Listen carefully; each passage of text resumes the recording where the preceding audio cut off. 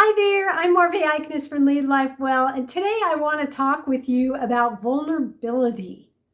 Yes, vulnerability. We often don't really like to think about being vulnerable, kind of makes us uncomfortable. But the truth is that vulnerability is essential when it comes to leadership, it's essential when it comes to relationships, but we often let the desire to control what others think about us keep us from being vulnerable. And the bad part about that is when you're trying to manage what other people think about you, you can't truly experience love the way you long to experience it, right?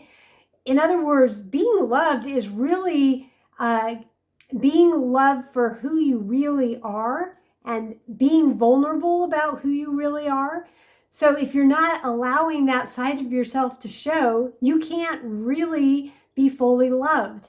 And we know that the remedy to fear is really walking in who God created you to be, but it is that and being vulnerable. So if God created you to be loving, He's created you to be lovingly vulnerable. What does that mean? That's worth exploring. If God's created you to be courageous, He's created you to be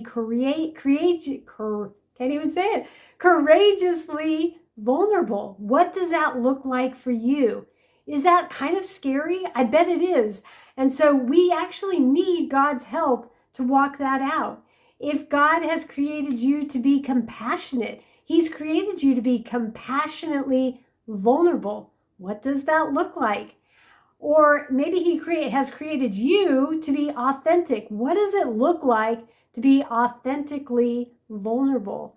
These are questions worth diving into.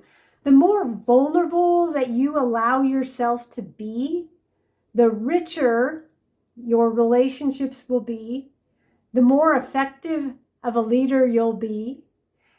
So that's pretty motivating, right? To make that change.